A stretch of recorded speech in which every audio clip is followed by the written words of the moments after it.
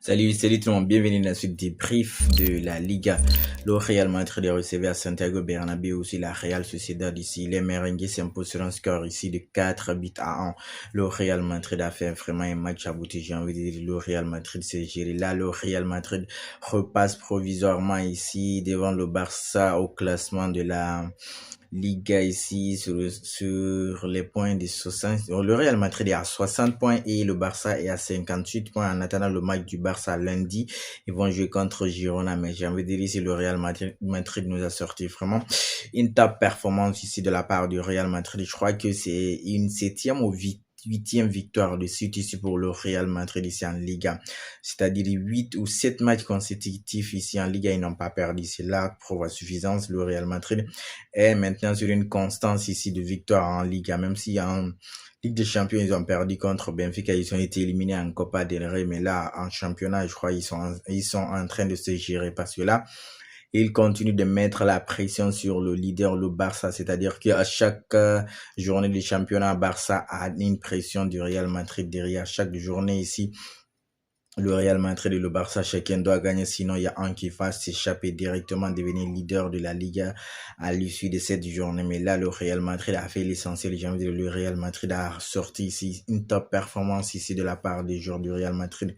Et le classement du Real Madrid en première mi-temps déjà de la part de Arbeloa, le nouveau coach du Real Madrid actuellement ici, j'ai envie de dire, il s'est géré parce que le classement, comme j'aimerais le dire, le choix de mettre ici Gonzalo Garcia comme attaquant point 9, c'est-à-dire que c'est un bon choix en fait.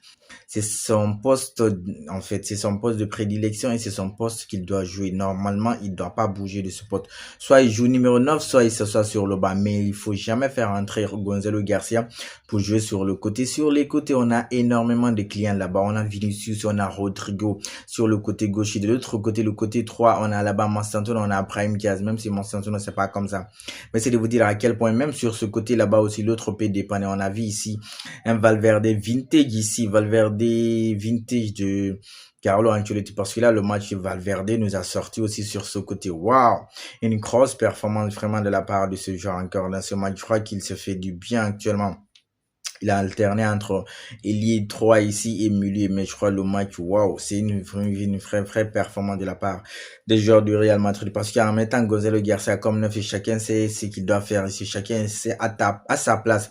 Le retour aussi en blessure ici de Rudiger qui était titulaire ici aux côtés ici du joueur qu'on a recruté en provenance de Bournemouth. Je vais parler ici de Dinoussen. Il s'est géré, même si Dinoussen a fait une grosse erreur ici, on fera ici le penalty du but égalisateur ici de la Real Sociedad. Mis à part ça, je crois qu'en deuxième mi-temps, il s'est rattrapé, mais en première mi-temps, c'est cette faute qu'il a commis lui-même. Je crois que il va s'en vouloir, heureusement.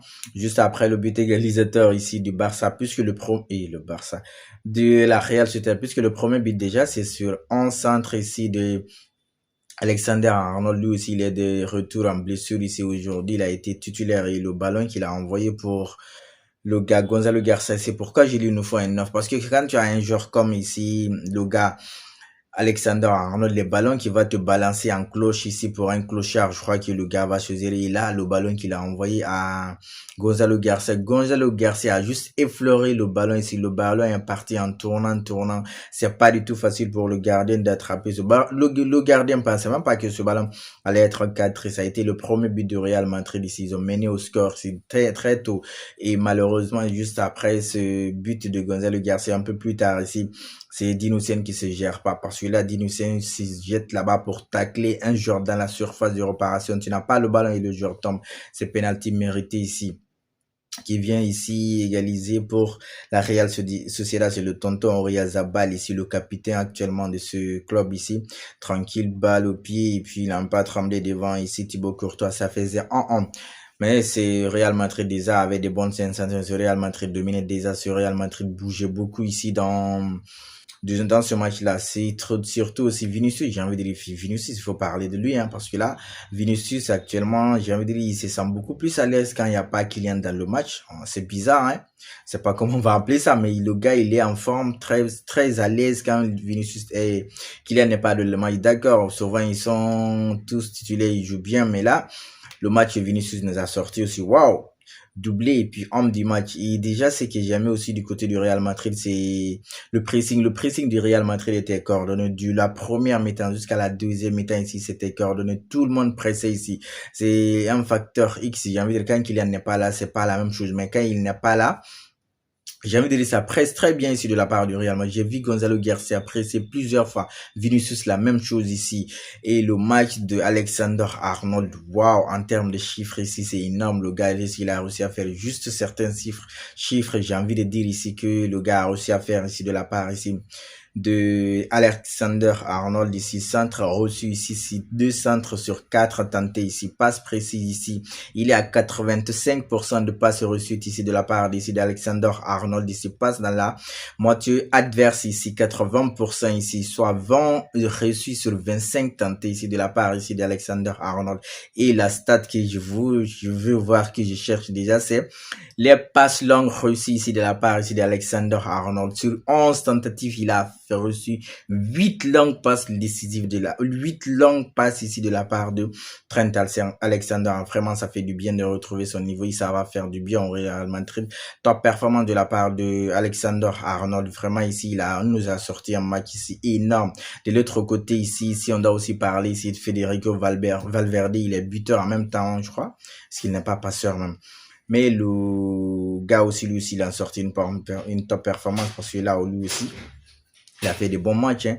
Le Real s'impose sur un score de 4 buts à 2, puisque après le but de Vinicius, ça s'est enchaîné avec Valverde sur une touche de balle ici avec le jeune latéral là-bas, Carreras.